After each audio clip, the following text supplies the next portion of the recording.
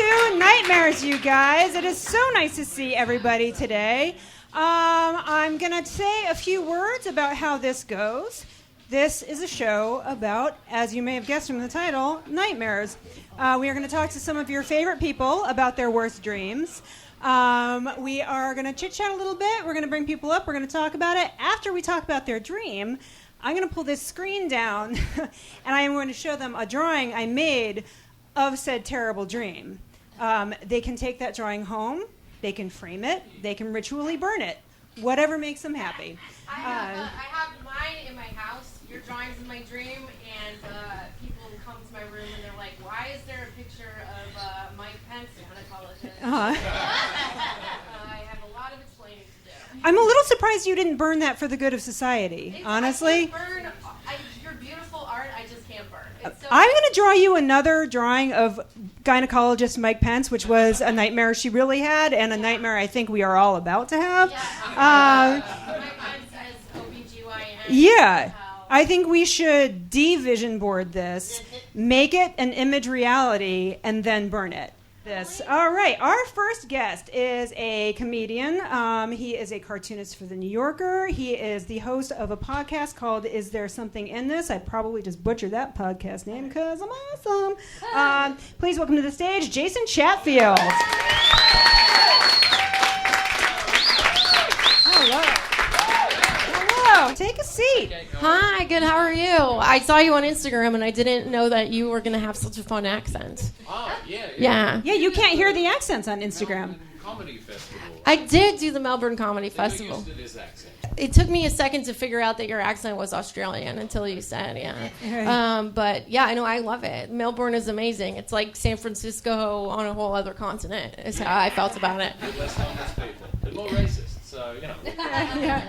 You win some, you lose some. Yeah. San Francisco has like libertarian racists, like it's like they're like, we're like just.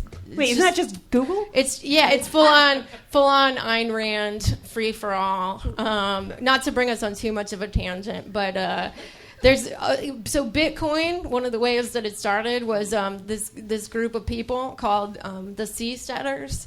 And they want to build a whole nation at sea, so there's no laws, libertarian paradise. And wait, like Waterworld? Yeah, like Waterworld, like voluntary Waterworld. Voluntary Waterworld. And the way they eventually also want to expand their liberty onto land, and the way that they want to do that is by just moving a bunch of them to like islands where there are people, then just like kind of getting enough of them there that they can like basically control the whole system, vote all the native people out, and then just like rule it with liberty, I guess. And I feel like that is a very complex form of racism. But how are they going to fulfill their hard-on for trains if they're on islands? I don't know. I think I think it's going to have something to do with technology in the future. Maybe, I don't know. Yeah, I think I'm team societal collapse at this point. Me too. Yeah. Yeah, Jason. That was a pretty good tangent. Yeah. I'm sorry about that. I can't wait to get into your Yeah. nightmare. No, Yes. it's fine. Tell us your nightmare, and I really, I was going to say I hope it's about societal collapse, but it's totally cool if it's not. I must admit, because I love the idea of this, and as a comedian, when you said, tell us your worst nightmare, I was like, all right, write something, like new. And then I realized, I've been writing down my dreams for some time. Right. And I don't tell anyone this, what an embarrassing thing to do. But I write them down because you know how you don't remember a lot of them? When I do remember them, I write them down, like, in bed, while I write them in the phone. Right. And then when I read them back again... like months later, I'm like, what the hell was which drug combination? Yeah. Z-Quil and something. And this is what, I didn't give you this one. This is a very brief one. This is from the 3rd of October, 2018. I was awoken this morning by a nightmare. I was running around a train carriage. Liberty.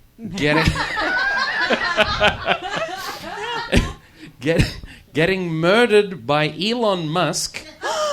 Still liberty. Yeah. Chasing me with a flamethrower. which ended abruptly with me stabbing him in the shins with a screwdriver. The Dream Dictionary said, because I look up the Dream Dictionary. Of course you do. I would have had that dream because maybe I'm not making the full use of my talents. Which part of that Yeah. did the Dream Dictionary, like, was it Elon Musk? Was it stabbing? Was it shins? Death on Like- a train. It's a death on a train. Okay. I thought maybe there was, like, some symbolism to shins that I didn't know about. Got it. It's very reductive, the Dream Dictionary. Yeah, it really is. You know why? Because they make that shit up. I don't want to believe that. Yeah. I don't want to believe that. The ones for the Dream Dictionary explanations for teeth are good. I always have dreams about yeah. teeth Falling falling out? out. Yeah, Yeah. they always feel pretty right on. Has Yeah. anyone here not had like a dream that all their teeth was falling out? Teeth were. Shut up. The climate chair is very comfortable. Yeah, I know. It's awesome. I'm having a stroke. No, I'm glad we're all on the same page in terms of tooth dreams. Yeah, Yeah. that shit's real. Probably because we maybe all have memories of losing our teeth as children, and also because it's such an awful thought. What is it meant to mean? The falling teeth. Falling That out. you're not that you're lying, that you're dissimulating. It means a lot of things. I don't know. My dad doesn't have teeth anymore. That's a thing you guys know now. But you Dream still have Dictionary. parents. Yeah. Yeah. What's that? You have parents. Though. I do have They no parents. teeth. Yes, I do have parents. I sure do for now. All right, let's get to your main dream. I have though. Okay. parents too, which Yeah. you'll come to understand. Okay. Yeah. This one, so this one was from August 27th, 2018. So this is relatively fresh. And August 27th, 2018, that's a pretty auspicious date that you'll come to realize why. Is this Australian Independence Day? No. So we killed everyone and took Right. the place for ourselves. No, that's January. This is the first time I did a guest spot at the Comedy Cellar, which will inform what happened. I was very excited about it, but then something else happened that night which overshadowed it, which will come to... All right. So the dream begins, and again, I'm writing this as I woke up, so forgive any insanity. I'm on a riverboat in a big, wide river. Looks like the Mississippi down the Louisiana end, you know. My mum is driving the boat. And we're slowly moving downstream. Everything's beautiful everywhere. Every scene is stunning, like a perfect photograph. I want to take a photo of everything. I look to my right and I see an enormous, amazing white waterfall behind a dock full of other boats. So far, so good, right? My feet are planted on the deck and I'm stuck in place. I can't move. I'm dumbfounded by how picturesque the whole scene is. And then a soft Technicolor rainbow mist is forming below the waterfall. A lot of detail. I didn't take any drugs. I take out my phone to take a picture, but as I go to take it, we jerk forward, and I realize there are a family of crocodiles approaching the boat. That feels very Australian. Such an Yeah. Australian cliche. Yeah. And I feel like I've just slipped Really? straight into a stereotype, Yeah. and I didn't even Throw mean another to. If this is about crocodile on the shrimp, Barbie, yeah. isn't it? Yeah. Yeah.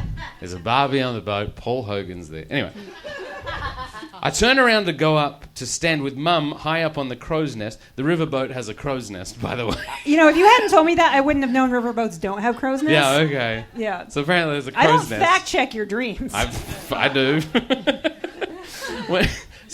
When a crocodile jumps up and snaps at us, snapping at me, it's nipping at my ankles. A few more of them jump up and keep snapping their jaws at us when we eventually pull into a safe little cove. I have no idea how we're steering in the crow's nest. We're out of the way of the crocodiles. So far it's gone from nightmare to dream. This is not bad. Okay. No, we're now still. This has an arc. This dream really has an arc. You Yeah, I told don't have me. a lot of narrative Yeah. dreams. This in is the way. most detailed dream I've ever had in my life. Okay. This is why you're getting the nearful of it. I turn around and see my dad sitting on the boat. Oh, symbolism. Okay, now you should know something right now. My mum and dad haven't seen each other for many years. They hate each other very much. Okay. They divorced many years ago. They are rarely on boats together. I don't think they've ever been on a boat together. Their marriage was a rocky boat. She hates my dad. There's no way he's in the same place as my mum, but they're on the same boat. We're all on the same boat. Have you read their diaries? Oh, I wish they had. Oh my God. Can I just say so my dad had a stroke a few years ago. This is true. He's fine now. Here's the phone call I got from my mum at 3 a.m. Your father's had a stroke. No shit. I have the voicemail. Laughing? Yeah. Oh my God. 3 a.m. A voicemail. I wake up to that voicemail. I'm a little bummed out by how much that makes me like your mom. Yeah. She's a mess. Anyway, I love her, but yeah. I have no idea where Dad came from. As we watch the sunset from the cove, he explains why he gets so angry at sports. And explains to Mum why he is so angry at sports. And she rolls her eyes because we're finally in a nice, relaxing place and this is all he can talk about. Then eventually, we turn the boat around because it's getting dark. We head back the way we came, but now it's snowing, and there's snow everywhere. It's freezing cold as we head back up the river, and now it's just me and Mum. Dad's fucked off somewhere. I don't know where he is. We're alone. We're driving this houseboat. Now it's a houseboat. Also very Australian. With a crow's nest. Yeah. And once we get to what seems to be the end of the river, we see a horse and carriage in the snow. There's so many modes of transportation here. Yeah. It's all of a sudden we're on the horse, trotting through a saloon door together, out of the snow. Now I'm inside a saloon with Dad! Damn. I don't know where Dad came from. He came back. I'm looking at my phone, swiping through all the photos I took of the boat trip with the waterfall and the crocodiles and the snow everywhere in the river. I seem to have taken photos of every single thing that just happened. I don't remember taking any of these photos. Then somehow I had to go back down the river the same way, in the same riverboat, this time with Dad. We have to pick up some money for him. Suddenly, we're on land, and we're walking into some guy's hotel room, and he's on the bed, duct taping stacks of money to himself. That's a cool hobby. Yeah. You ever had that one? I haven't had that experience. I've never had stacks of money. I'm a fucking comedian, man. Don't rub it in. Yeah. I feel you. That's basically my ASMR. Yeah. Just the sound of duct tape on skin in a hotel room. Yeah. Okay. This is where it gets a little weird. Louis C.K. is there. Oh, no. But he's playing a customs agent, and all of a sudden it all becomes a film set. Then I'm talking to Dad, who turns into Louis C.K. Oh my God, that is a fucking nightmare. Right? Who tells me what the American dream is all about. Showing your dick. Hey, you want to see the American dream? All right. I'm walking around with him, listening to him talk before I try to explain how impractical Tony Soprano is. Which is I definitely... guess that's one way of putting it, yeah. Yeah, that's definitely the adjective that comes to mind when I think about Tony Soprano. Yeah. Yeah, very impractical man. The 27th of August was a Sunday night. It was Monday morning. That night, I had done the Comedy Cellar. I was very excited. Walked around the corner. Dave Attell and the manager were out the front saying, "Hey, you'll never guess who you just missed." And that was the night Louis decided to pop up after 9 months or whatever. Tell him Large Marge sent you. Yeah. And I literally missed it. He was walking down the street as I got there. And it was a whole thing. So it was in my brain. Right. And now he's my dad. You could just... It's not good. This isn't good. We look over at a guy on the bed, and he's trying to smuggle some foreign currency in a box. And I think he's the guy me and my dad were meant to get money from all along on this little trip down the river. He leaves with the money. Then Louis leaves.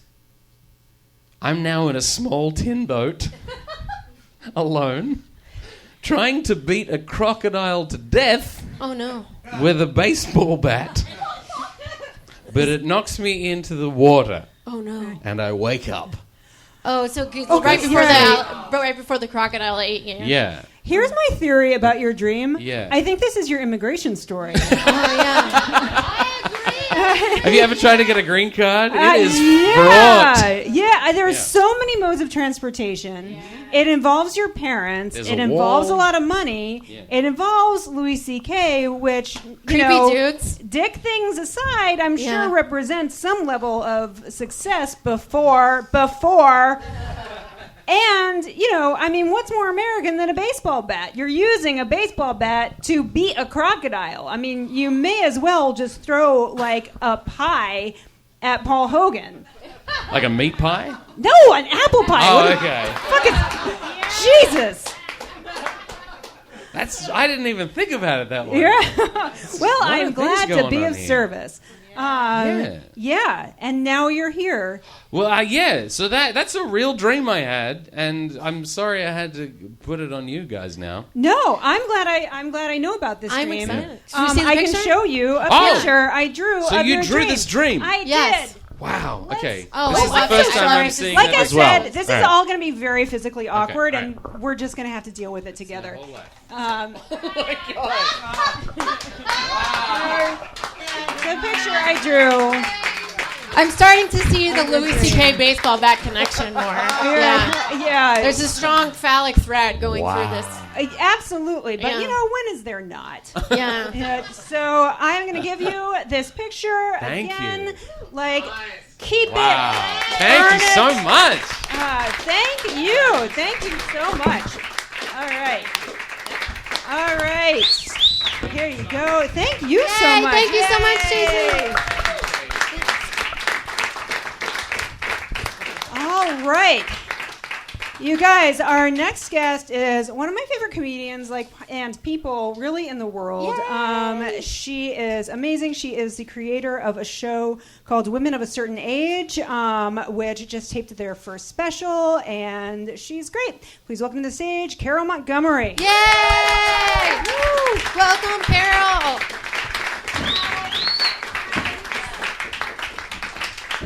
Boy, How are you? I'm great, thank you. Do you ever get joke premises in a dream? Oh yeah, Yeah? And then I probably what every comic does go. At least I do this. I go, I'll remember it, Yeah. and then I never fucking remember Right. it, and it pisses me off because I'll literally go, and you're like, you'll remember the joke, and I'll go, okay, remember the punchline, just remember the punchline, remember the punchline. Never fucking remember any of it. See, I sleep with my phone like a security blanket. Right. And I have all these notes tapped out in just like, and you know how it autocorrects into gobbledygook, it's Right. just nonsense. Oh, yeah. So half of it is just strings of letters. But the best thing I found that I had written down was William Wegman eaten to death by Weimaraners. He died as he lived, fucking a hunting dog. Oh my God. That's a great joke. That's a great joke. I mean, I just want to keep that mental image for myself. That is pretty Also amazing. liberty. Yeah. Yeah. So, but yeah, how has your week been? It's been a little stressful. Yeah. I try not to watch television. Mm-hmm, that's fair. Because I was away this weekend in Allentown. Ooh. Hey, really good thrift stores in Allentown. Really Seriously. good thrift stores. Excellent, And yes. actually, it's a very progressive town because I Yeah. went there thinking, oh, shit. Yeah. And then it was actually I was quite surprised at how good it was. But like I posted that picture on Instagram, so Right. we had a fundraising. So we were in a hotel. We were in like the Ramada, was it the Ramada Inn? And so there's a picture. They put it up in the banquet room. So there's a picture of all the rooms, outdoor pool, fitness center, and somebody had put a piece of paper that said comedy and pointed to the stairs. Yeah. So one day, 1 week I'm taping a TV special, and then I'm doing fucking comedy. Comedy stairs. Comedy in stairs. It Allentown. was I was a little stressed out. My husband found our daughter a Lily Pulitzer shift in a thrift store in Allentown. Oh no, I was in the thrift stores. Yeah. They're pretty amazing. Pretty amazing. I mean, definitely not a town to feel like awesome about everything, but definitely a good town to feel good about your bargains. Yes. Yeah. And as a Jew, I'm very much about a lot of dollar stores in Allentown. A lot of dollar stores. Yeah. And a lot of shit. Yeah. What about as a mom, do you Yes. have a lot of dreams about your kid? Not really. I mean, he's a grown man now. He's 27, but Right. so he's still my baby, though. He will always be my baby. He's like 8 feet tall now, and he's still my baby. But I think the only dreams I've ever had about him, the worried. Like I don't go to. He just moved out like 6 months ago for like the 5th time, and I've finally gotten used to not checking on him. Right. Like what I used to do when he lived in L.A. is I would go to Facebook when I'd see the little green dot on Facebook Messenger. I'd go, he's okay, Right. he's on Facebook, Yeah. he's alive. Aww. So I've gotten used to it. But yeah, no, I think it's just the fear every parent has. What's going to happen to my kid? Is they going to be okay? So that, and of course, I feel terrible for you because you have your child in this world right now. So she's not living till 12. I know. Through 12, she's done at 12. So I keep wondering if like every year that passes, I feel like there's a little bit more of a chance that she'll remember the world that was. You know what I mean? No, I agree with when you. the inevitable Absolutely. happens, I want her to have enough memories of having had like a house and enough food to eat, Right. like to keep her warm, like in the nuclear winter. Yes, I Like, agree with you. yeah. Totally. I will also keep want her her to warm be too. like big enough to fucking run. Right. You know? Yeah. Or Like- kick somebody's ass. Yeah, I will teach her seriously. how to kick people's Yeah, asses. she's just about the right height to like bite somebody in the dick. So I think that's helpful. that could go either way though. It could. It She really, could- it yeah. really could. Seriously, why did you say that? Good night. Yeah. Well, on that note, let's talk about your nightmare, because I have to say, he gave such an elaborate dream, yeah. and I don't remember my dreams at all. So, Who remembers their dreams in that much detail except for Jason? Yeah. Yeah, so he's a little anal, and love you.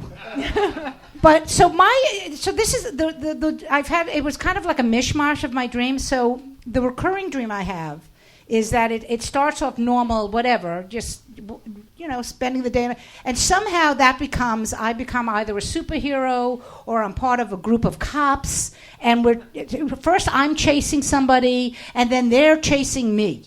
And the chasing thing comes up in all of my dreams. And then I also end up sometimes when this happens, I end up in this old house that I like when I walk through the house, it's like I lived there before. Mm-hmm. So when I wake up, I'm like, oh, I want to go back to that house. Like it really feels like I lived there. And it's literally like an old Victorian house I never lived in. I lived in an apartment on Ocean Avenue in Brooklyn. Right. So, so it's just, I don't know what that means at all. Is it like Ditmas Park Victorian, like a little creepy, or is it like nicer than, or is it like one of the nice Ditmas Park Victorians? Oh, that's interesting. You know what? I think it could have been because a friend of mine lived in a house like that, in that type of Victoria. Right. So, and it was one of those, you go up the stairs and there's all these great rooms, and then you keep going and there's an attic and there's a basement and Right. stuff. But yeah. Yours is a nice place? Like you're happy there? Oh, I'm totally happy there. Like I walk in there and I'm like, oh, this is so and I'm just like, wow, this is great. And then I wake up and I'm like, oh, I'm in my shitty fucking apartment. This is the most fascinating thing to me about this is that, like, your house is supposed to represent, the house in your dream is supposed to represent, like, the many chambers of your brain. That's what, people are always having these dreams where they find, like, an extra room in their house. Right. And it's some unexplored part of their personality. Right. But, like, all the houses in my dreams are absolutely terrifying. Really? Yeah. Wow. Like sub-basement after sub-basement and, like, broken glass and, like, no windows and the light is very wrong. Wow. Like all these like terrible things, and I kind of just thought everybody was like that, but apparently you like your brain. And I'd like to know what that's like. It's weird. I mean, the house. When I think about the house, I must have maybe lived there in a past life, and there was something really wonderful that happened. Right. But it's everything opposite of what you described your house as. It's warm, and there's Right. it just feels so great, and it's my house, and it's. That's pretty awesome. Do you ever have and just to take a little tangent, do you ever have like like performance anxiety dreams? No. Interesting. I've been doing it for 40 years. Right. Even in the beginning, or just like? No, I don't. Like I said, I don't remember a lot. Right. So I don't think I had.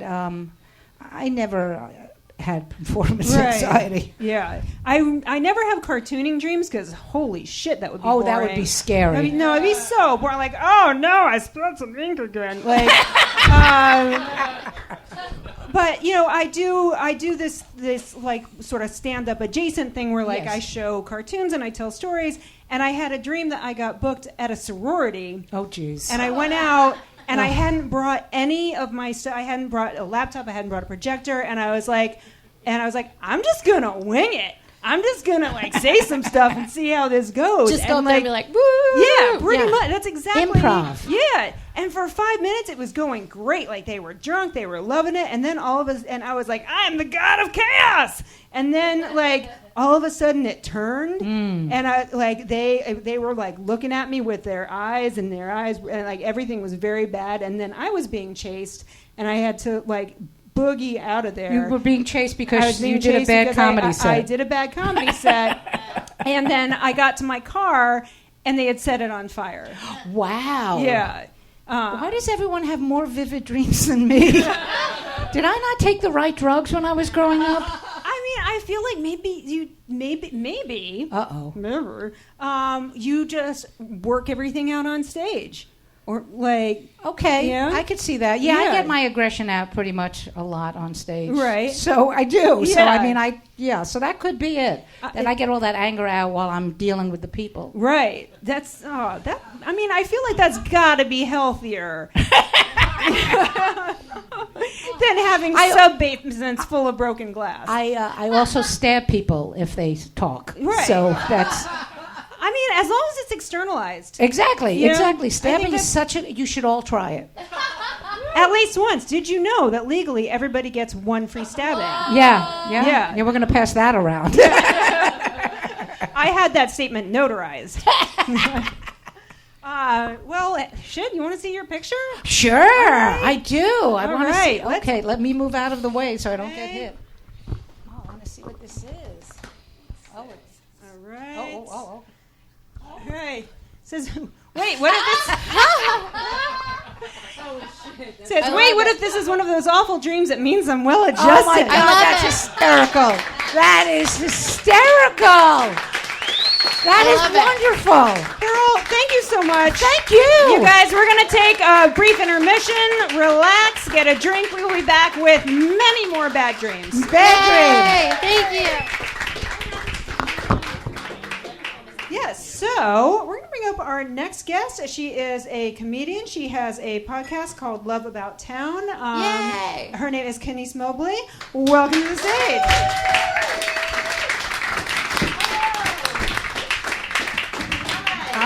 Kenice, have a seat. How's it going? I think it's on now.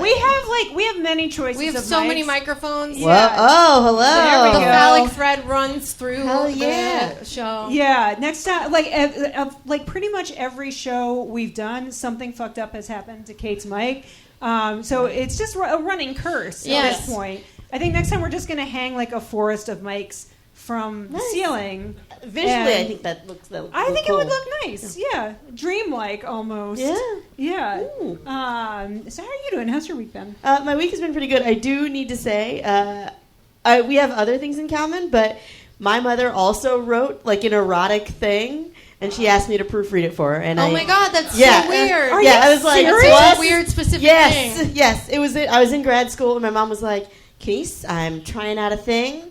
I want you to read it and let me know what you think. And it was like, I did not know any of this about you or that you were into these things. But, or want to. Yeah. Well, my mom and I have a very weird relationship where she tells me entirely too much about her sex life. I feel like this is the kind of lightning that should only strike once. Like this is it'll happen again. I mean, everybody thinks they want cool parents, but no one really wants to hear their mom say the word finger banging. Yeah. That's wow. Your mom didn't use like overly flowery language to describe finger banging. No. She just said finger banging. It was the banging of a finger. Yeah, my mom told, at a slumber party when I was like 13, my mom told all my friends what finger banging was. It was really gross. Wow. She was like, Were you guys Unitarians? Were we Unitarians?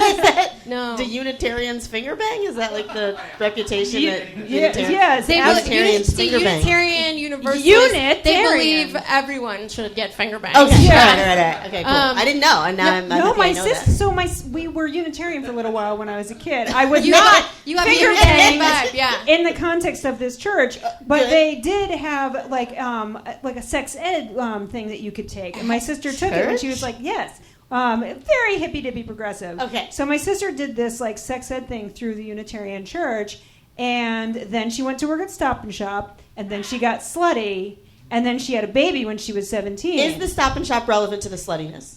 That's the thing. My Okay. mother. I'm sorry. I was just my like, mother blamed both Unitarians and Stop and Shop for turning my sister into a whore. okay. Yeah. It definitely wasn't her parenting. Oh no, Yeah. of course not. So yeah, everybody feel weird?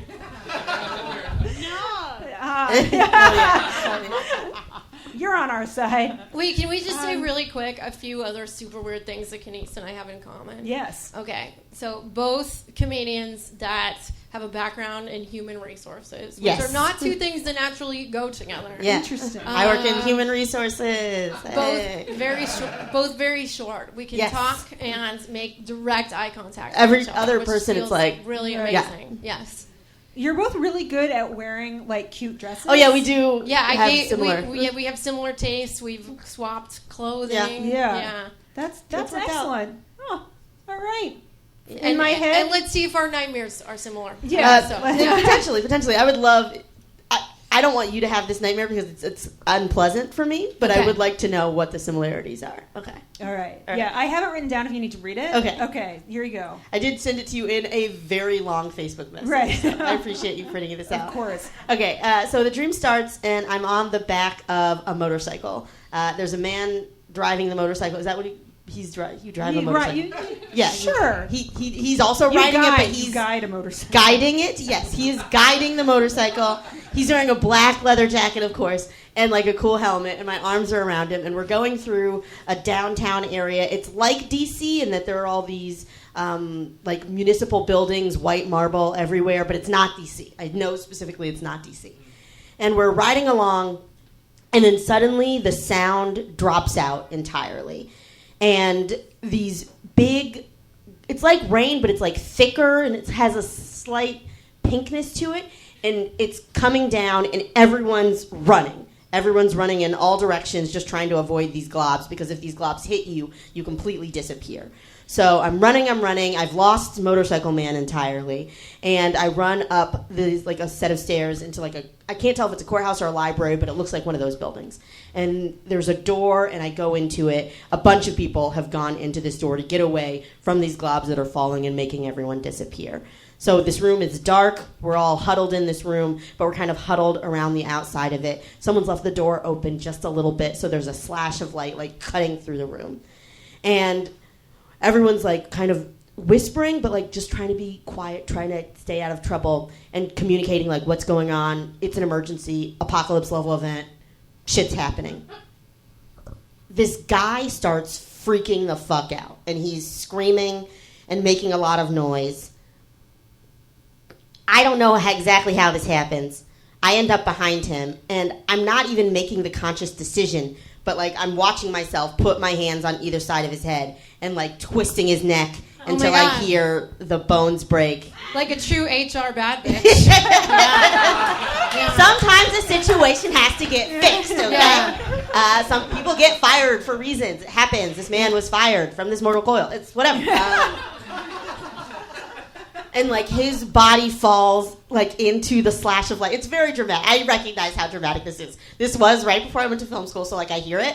But like his eyes fall right into that slash, and so they're like illuminated by this slash of light that's going through the center of the room.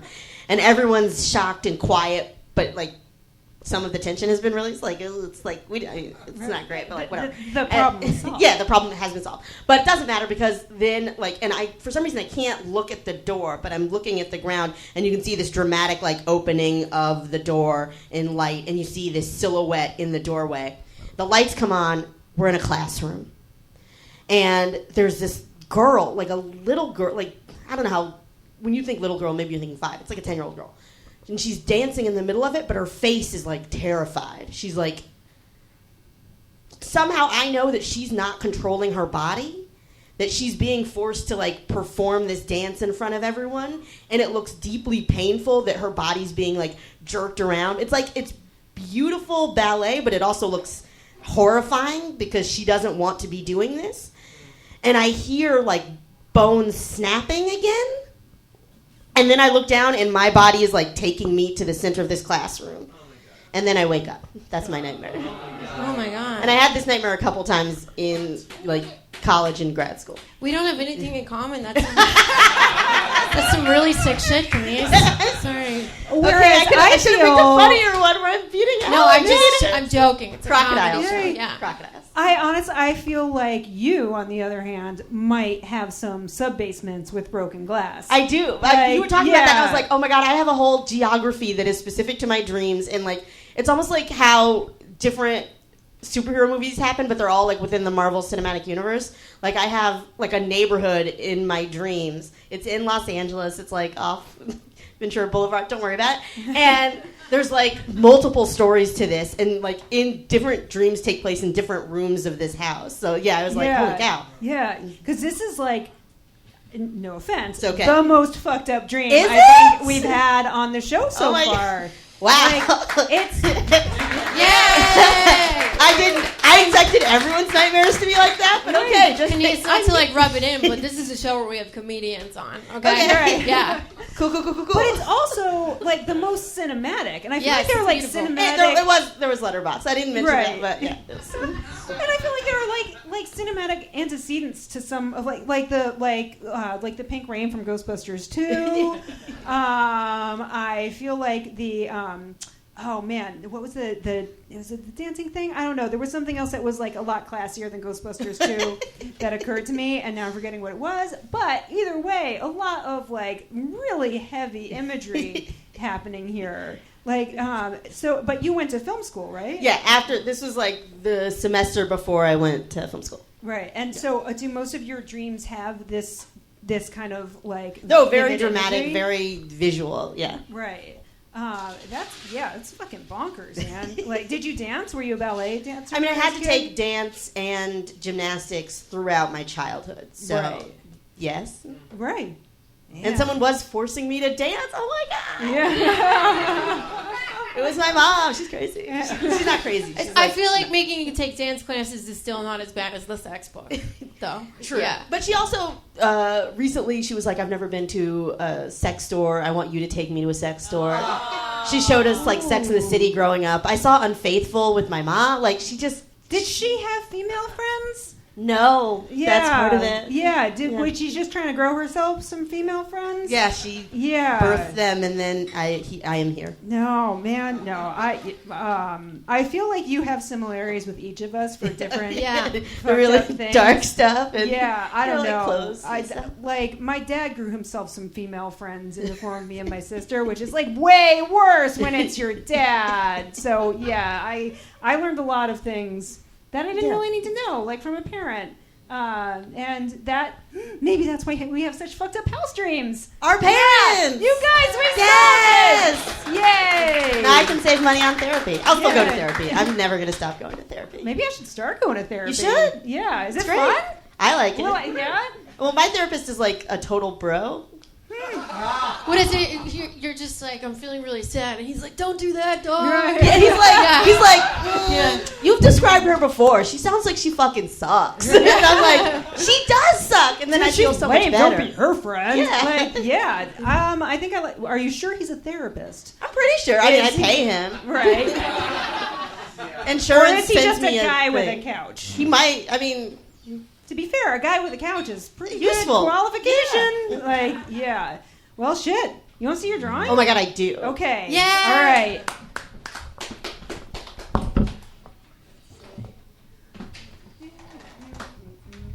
I feel like I need a sound effect when I do this now. Like I feel like I need to have a woo, like glitter. Glitter needs to happen.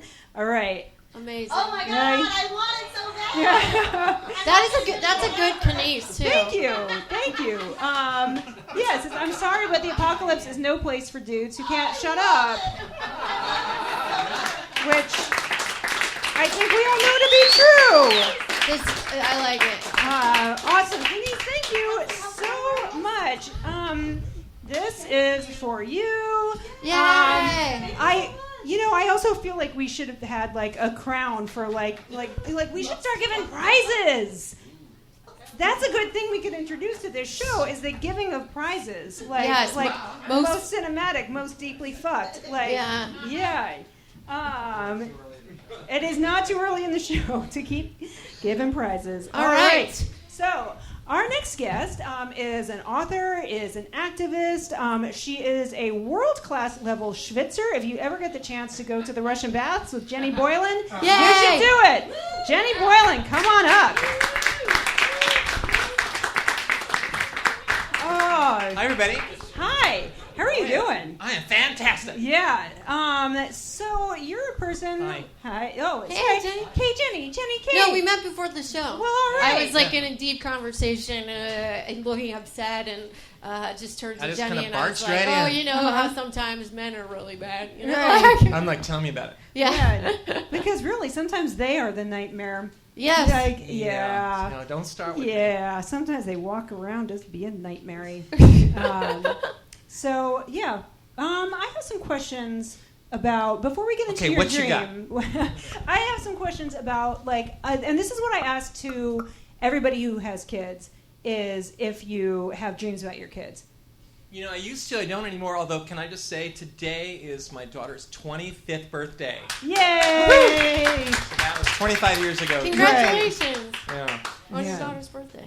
See what? I said congratulations on your Yeah, daughter's yeah, birthday. yeah. So she. What'd so, you get her? You get her a nice present? We sent flowers. Oh, that's Yeah. nice. That's the thing. Once they're like 25, Right. you're kind of off the hook. Yeah, flowers. Yeah.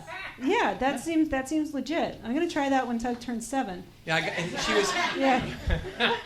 I'm gonna get her an edible arrangement and just watch her cry. She was in the city this weekend, and I got her like designer cupcakes. But Nice. but she and her friends were up, all of her like crazy friends, and then they left. But they left one cupcake.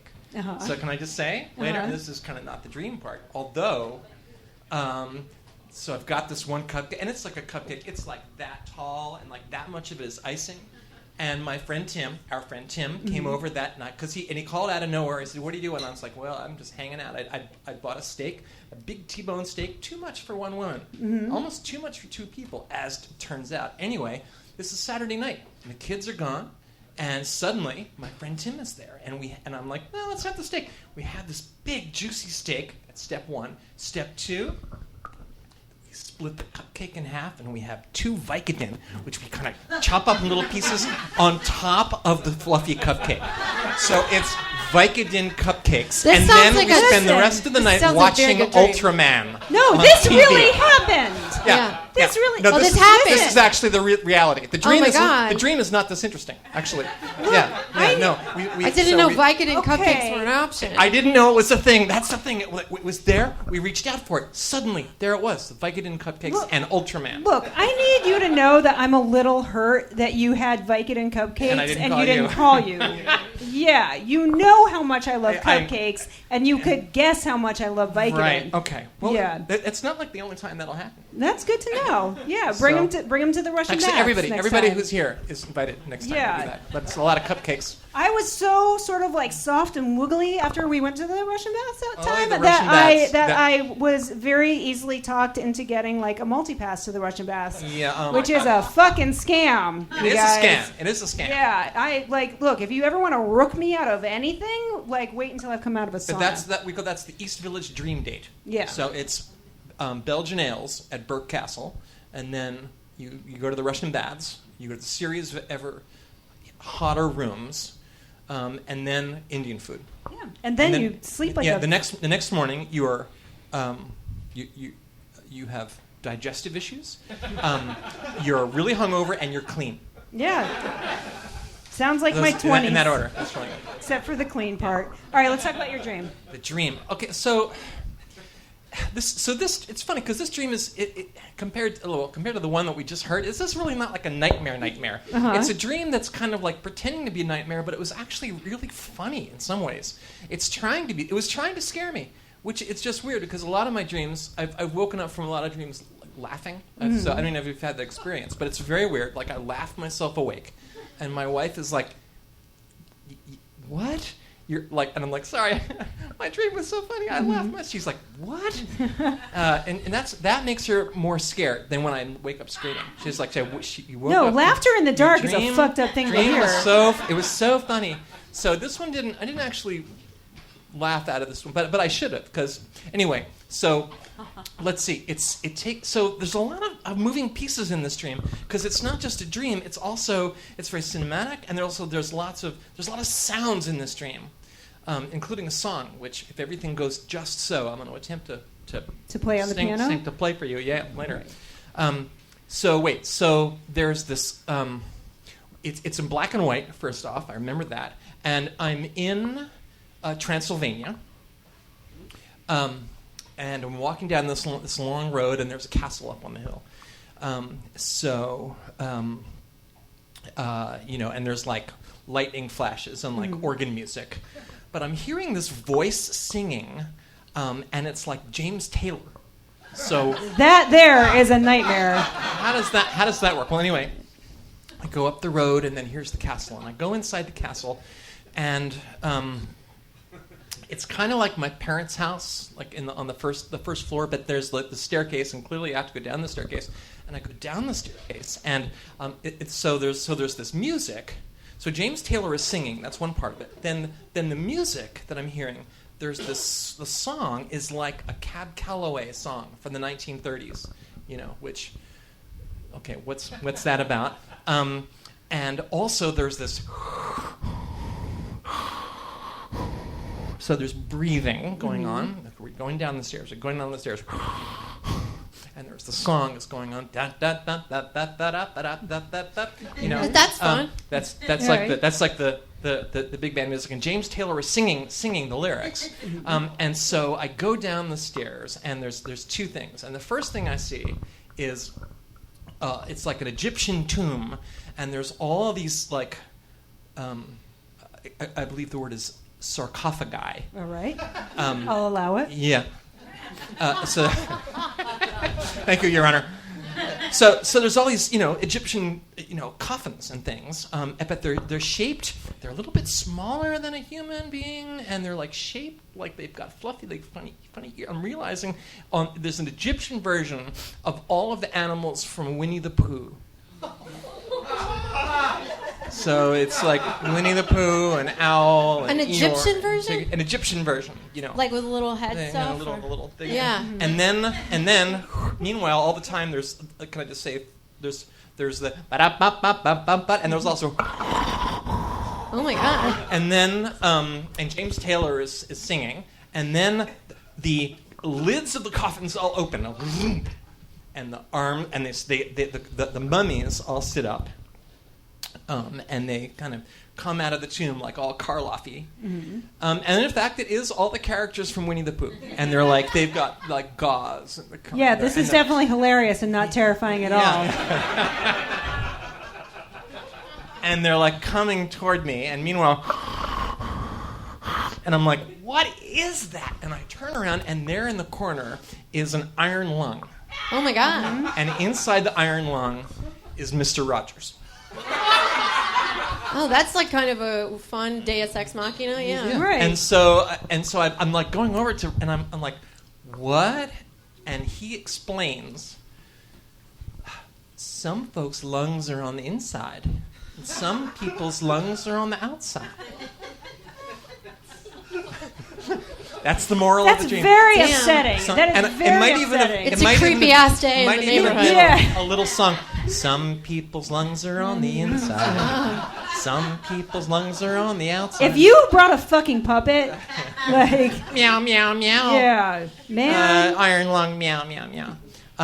So I wake up from this dream. That's kind of it. And I wake up and I wrote this down. And not only that, but I remember the song. And I took a little like cassette recorder and went down to, and actually I had this dream in my parents' house. That's probably key. Right. And I go down to the piano and I recorded this melody, which I am now prepared to share with you.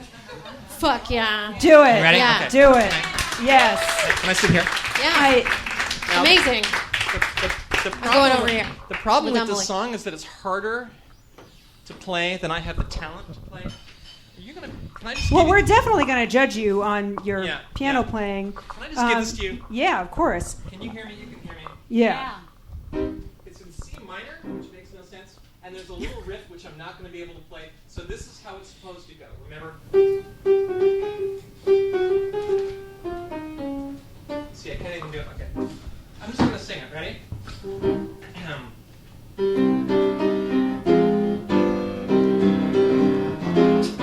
In my mind, I'm going to Transylvania.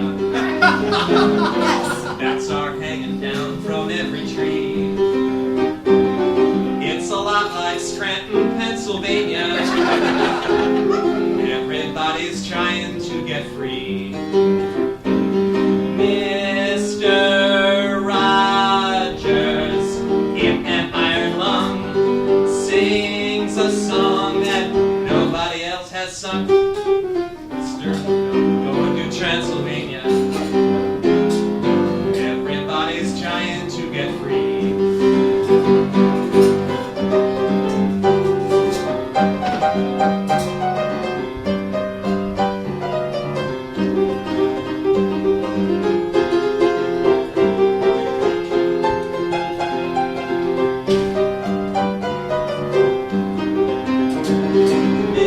Mr. Rogers, in an iron lung, sings a song that nobody else has sung. Mr. Man, I'm going to Transylvania. Everybody's trying to get free.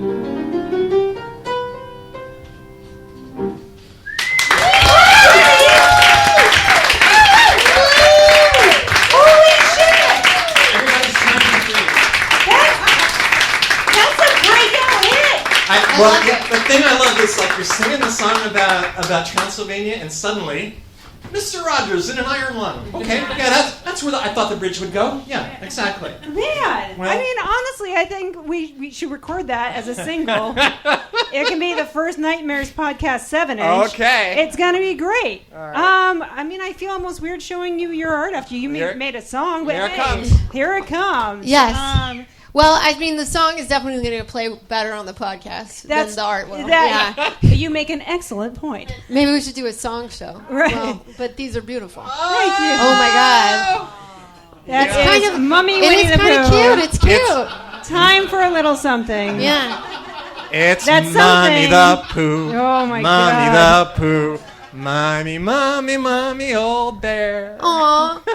I'm gonna have nightmares based on Oh your my- nightmares. You realize this? Yeah. This is gonna be like a recursive. Oh my See, I God. still want to Yeah. hug that thing. That Does is- that yeah, mean me I'm too. fucked Exactly. up inside? Yeah. Yeah. Yeah, except that little something it's time for is your soul. So, Yeah. you know. Wow, that's fantastic, Man, Emily. Jenny, Thank you. thank you. Thanks for having me. Thank you so much.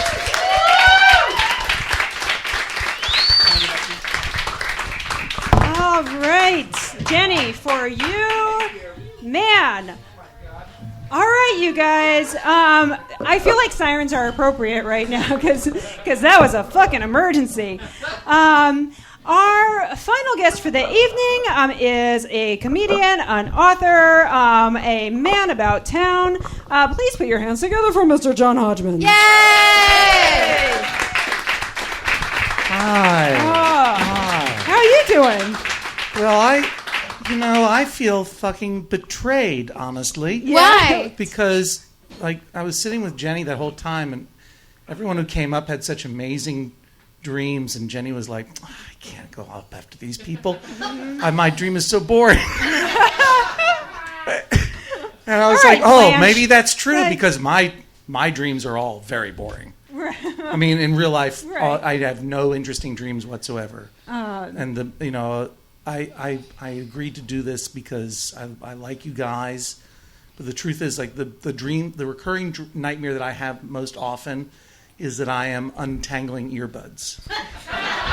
It's real. That's real. Yeah. Like, I'm untangling earbuds, or an exotic one would be I'm trying to rent a car in a foreign country. Like, I literally had this dream recently where, because I'm an only child and I like to follow the rules, so procedures are very important to me. Clearly. And I went to this car rental agency. This one was in the United States, actually. And they're like, "Well, we have these cars," and I'm like, "Well, I'll choose a Ford Focus or whatever." Mm-hmm. And they're like, "Great." And then they walked me around the car so I could see if there was damage. And then I got into the car, and I turned the key, and then I woke up. Do you ever feel like maybe you just fell into a different part of your life? You know, like that's the nightmare, is that I'm just living life while I sleep. Like there are dreams like where I'm trying to make airplane reservations on a website, and like I fill out all the things, and then I press continue, and then all the forms go blank, and I have to do it again, which is honestly my worst waking nightmare. Right? Yeah. It's the worst. Well, in a way, it's nice because you get to leave. I mean, I'm sure you've had that happen to you because it's happened to me. Yeah, it's happened to me. You get to kind of confront your fears in real. I'm just trying to find a positive. There's no spin on this. There's no positive. Yeah. I live and endure all day in minutia, and then I go to sleep and dream about there's more. The same garbage. I Sounds get mad. relaxing. It's not relaxing. Right. Okay. It's very serious here about untangling. I did have a dream, because you were asking. I did have a dream about my child recently. Yeah? Yeah. Which one? That's right, I have two. Thanks for remembering. Our younger child, who is a boy child. Mm-hmm. And in the dream, this is very sad. Our children are now 17 and 13. They're disappearing before our eyes. I'm having a lot of dreams, a lot of house dreams, actually, where I used to dream about the house that I grew up in. Now I have dreams where I'm in the house on the Upper West Side, the apartment where we had our kids originally. Oh, now we live in Park Slope, but now, when our kids were small, we lived up on the Upper West Side in this apartment. And that dream is a little bit about feeling nostalgic for that time, and worrying that I'm going back to that time. Right. And that I've not made any progress in my life whatsoever. Mm-hmm. That's a common nightmare theme on the show. Yeah, actually. that is definitely a running theme. Yeah, I told you my dreams are boring. Thanks for reminding me. No, this one isn't boring. It's but just your common. take is original. Yeah. Yeah, common and boring. It's an original take on a timeless topic. Yeah. So my wife is alive. But in this dream, congratulations. You said that a little too vehemently. Yeah. Well, it's I could text her right now, and maybe there's someone on the other line waiting to write right back. But it was a horrible. This was a kind of a nightmare. This happened more recently since I wrote you my dream. Okay. But I dreamed that I had to tell my son, who was much younger in the dream, that his mom had died, which is awful. That's horrible. Yeah. But what was even worse about it was that the death of my wife was a scam. She was pretending. That's a really harsh prank. Yeah. No, it was like we had come up with a thing where my wife was going to pretend to be dead so he wouldn't have to pay taxes. And then I realized I had to tell my son. And then I was like, oh, this is real for him. I couldn't even tell him the lie. Man, you really got to commit. That's probably the most interesting dream. According to billionaires, there's like way easier ways to not pay taxes. Yeah, I know. They just kill their wives. Get over it. Yes, true. Right. Dark. On their seasteading, far ocean libertarian platforms. Yeah, exactly. A little callback. But before we get into your dream, though, because another recurring thing is that people have the nightmare where you're forced back into some kind of high school situation. I have that nightmare all the time. Right. It always ends with me very getting snippy white lady with whoever is telling me I have to take some class. Like, I have a fucking bachelor's degree. I cannot possibly have to take gym. But you said something about something happening to you in real life that was high schooly. It was college-y. You know, so it was like the dream of like you wake up back in high school, or you wake back up in college, or you're in your dream, you're in college, or you're back in high school or whatever, and they tell you, oh, you didn't do this assignment or you didn't do this thing. Mm-hmm. So in college, I was a pretentious asshole, and I was studying Latin American literature, Jorge Luis Borges specifically, and I decided that I wanted to go to Buenos Aires to just drink and fuck around. Right. And the Spanish department had a travel prize that you could apply for. And get money to go to some part of, Spanish-speaking or Portuguese-speaking South America.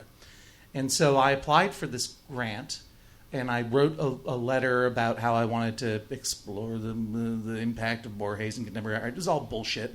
And then I phonetically translated it into Spanish and sent it in. And I stole money from an actual Latin American studies student.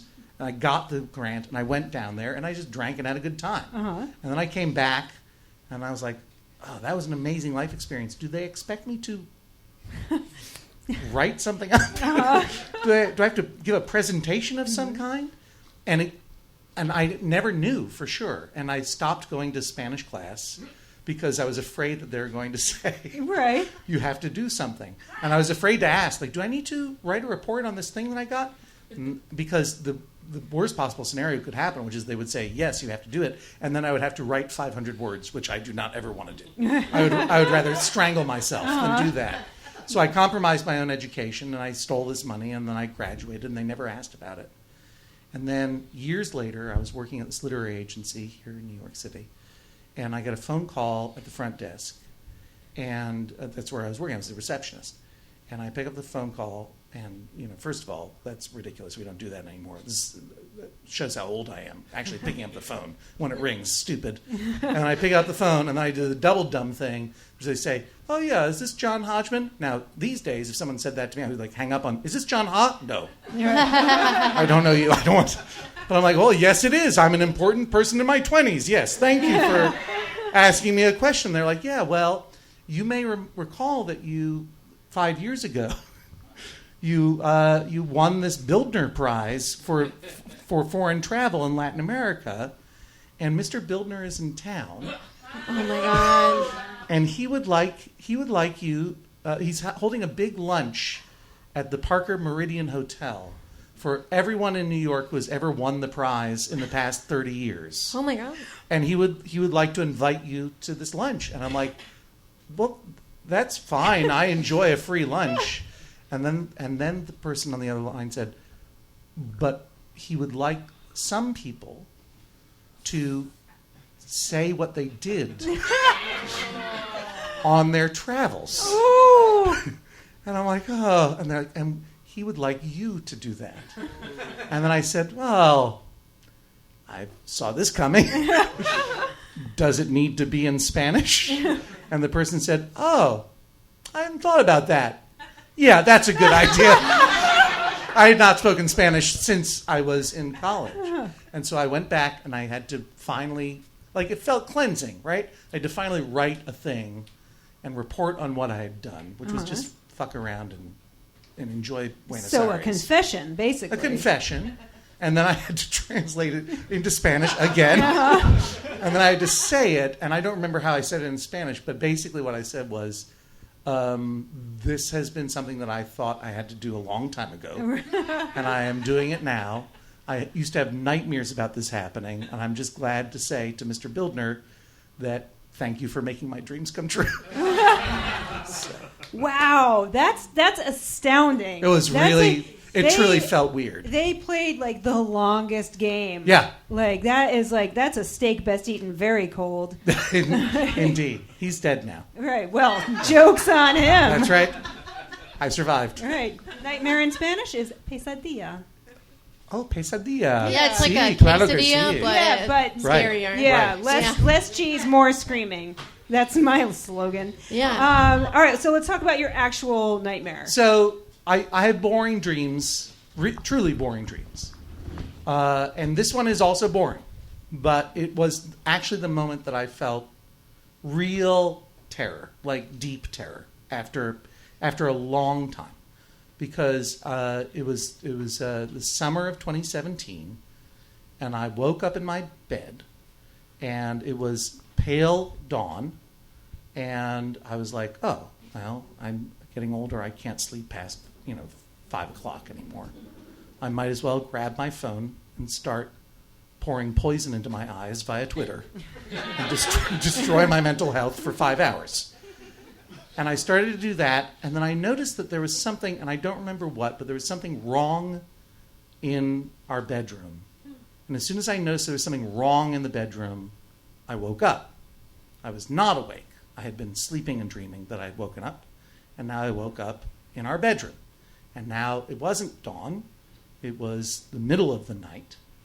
And I was like, oh, that was weird. I was just dreaming that I was awake, but now I am awake. Let me get my phone and start pouring garbage into my head via Twitter. And then I noticed something was wrong, and I woke up in my bed. I wasn't awake then. I was still dreaming, but now I was awake. And now it was full morning, and the sun was streaming in, and I was like, it's time for me to pour garbage in my head via Twitter. And then I noticed something was wrong, and I woke up in my bed. Every time that I woke up in my bed in the morning, I noticed something was wrong. And I don't remember what it was that tipped me off that this was not real life. Uh-huh. It was like a sconce was in the wrong place, or the hinges were on the wrong side of the door. Or Henry Nielsen's song was playing. And, well, who knows? Who knows what it was? Right. Like it was just a little thing that was off that I was like, oh, fuck, this again. And then I would wake up, and I would wake up in my bed again. This happened, it felt like for dozens of iterations. It just happened again and again and again. And as it went on, I began to feel like I couldn't breathe because I was like, I can't get out of this loop. This is terrible. Yeah.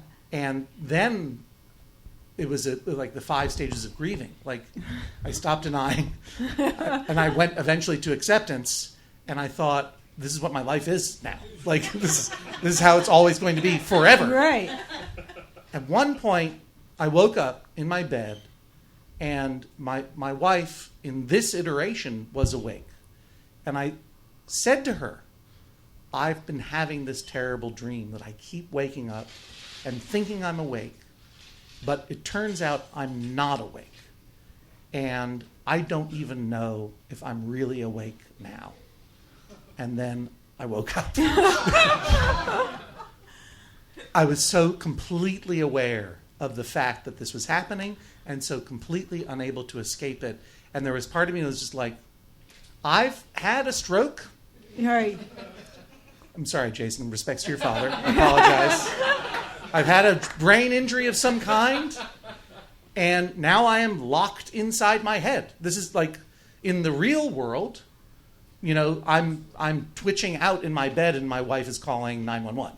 Because in my head, this is just going to happen forever and ever and ever and ever. And maybe it still is. Yes. It'll still be happening. It's like an episode of Black Mirror reminds me of. Yeah. It's a total glitch in the Matrix. Yeah. Just over and over. And also possibly a Buffy episode? Possibly what? Possibly a Buffy episode? A Buffy episode? Sure. Yeah. That's legitimately horrifying. Well, then let's say hypothetically that I am now awake in the real world. Let's say that. I'd rather be asleep. Okay, honestly, given the way the real world is. This happened in the summer of 2017. It was after the election. Right. And I was like, this was, I think, processing the weird day-to-day trauma of I can't believe this is happening aspect. Yeah. I don't know what it was. Man. And also just the repetitiveness of it. I've had recursive looping dreams like that. Oh. And I'm not trying to I told you my dreams were boring. I'm not trying to flex on you about weird flex. But that's how I ended up in the glass basement. Yeah. For the first time when I was a kid, I had this I dream don't have where shit like that. I was in a falling nice through house. things Sorry. And waking my house up. is beautiful.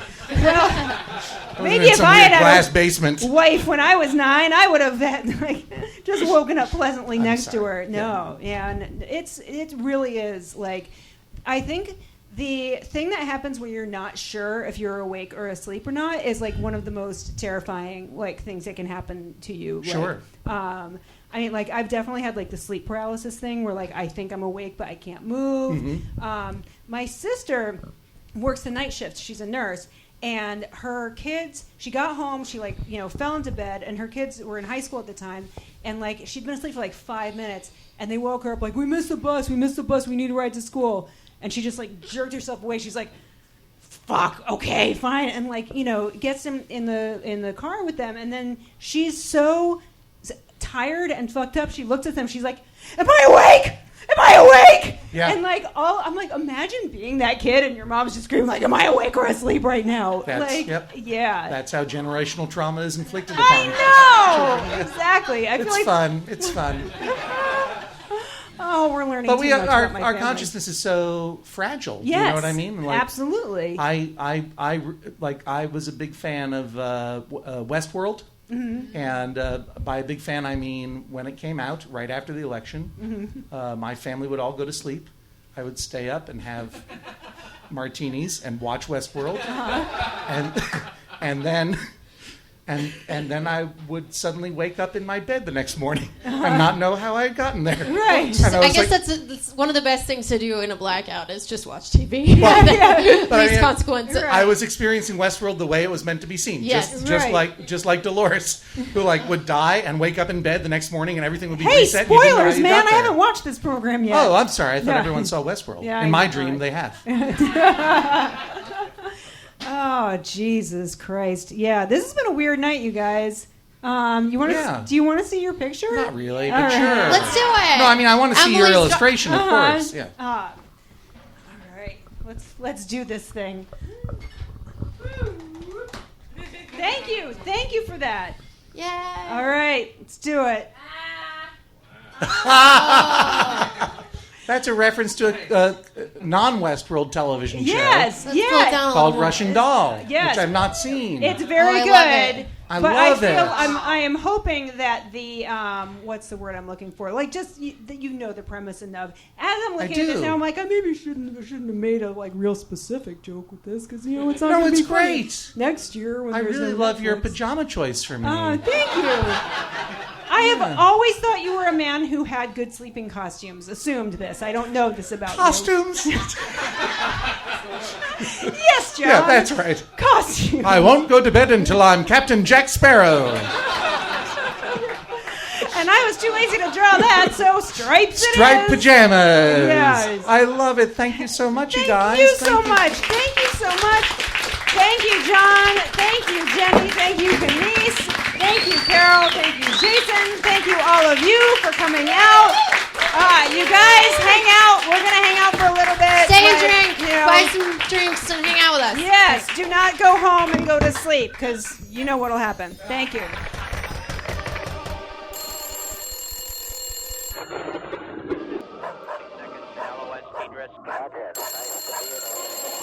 Nightmares is held monthly at the Red Room at KGB Bar in New York City. Live sound and recording by Chris Gersbeck. I'm Emily Flake. Tonight's co-host was Kate Willett. Produced and edited by Shannon Manning for Good Orbit.